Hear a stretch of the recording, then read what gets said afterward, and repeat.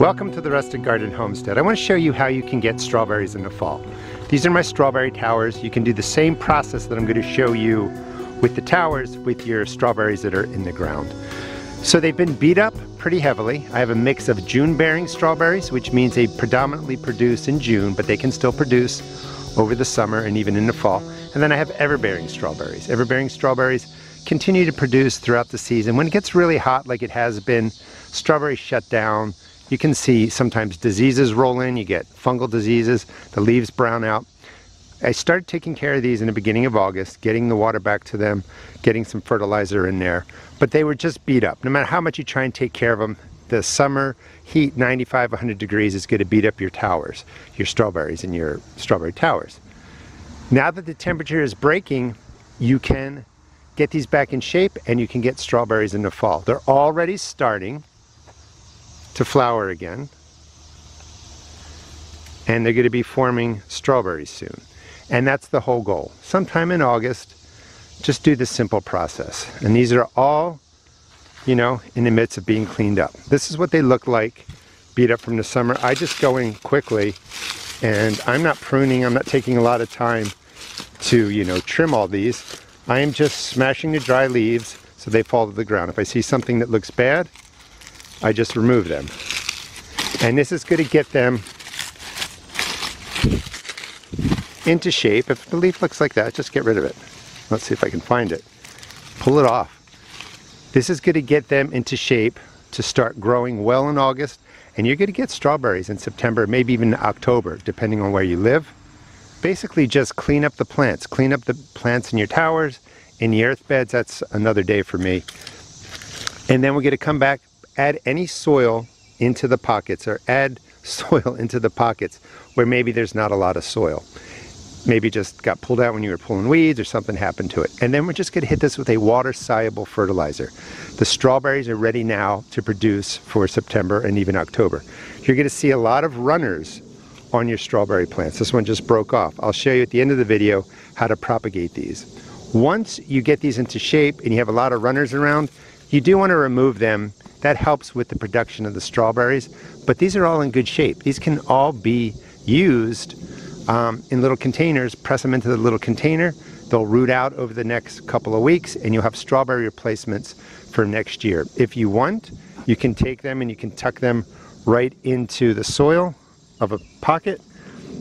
Maybe use a paper clip or something to weight it down so that the bottom stays contacted to the soil. They're going to root out. You really don't have to spend a lot of money on strawberry plants once you get a handful into the ground, because they put out all these runners and you can just propagate the plants that way.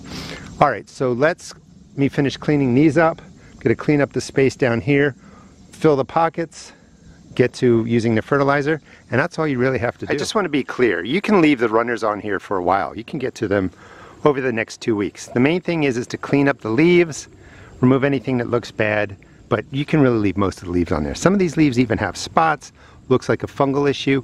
When the temperatures change, usually the fungal issues that bother the strawberries go away and the new leaves just do wonderfully well. You could spray this with an antifungal if you want. I'm not going to do that.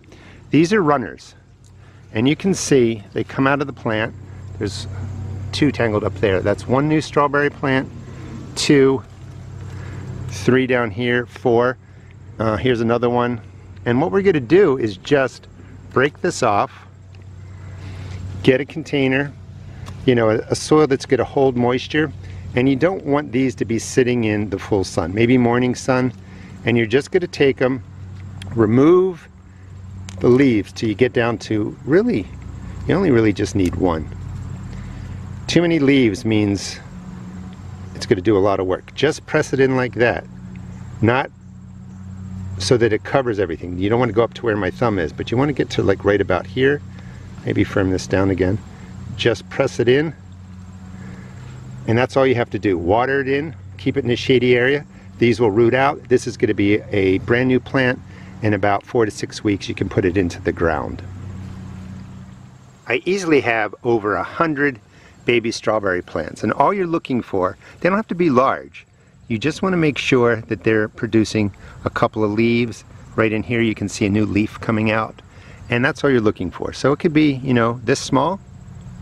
It could be something bigger. Sometimes if you go up higher, they're growing like that.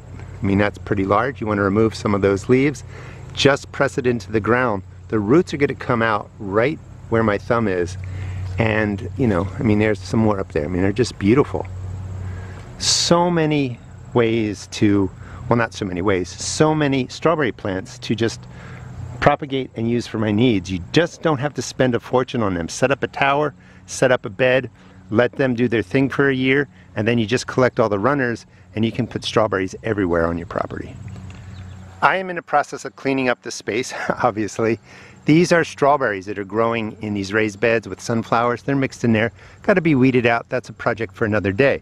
But I wanted to show you the runners. The runners just creep out, and just like in the towers, then the baby strawberry plants touch the ground, and if you pull them out, they have this beautiful root system. These are ready to really be tucked anywhere into your garden. If you're going to do that when they have a root system, again, remove the leaves so that you just have the newest one coming out. Leave that one intact. Get rid of some of the older ones, and I would just leave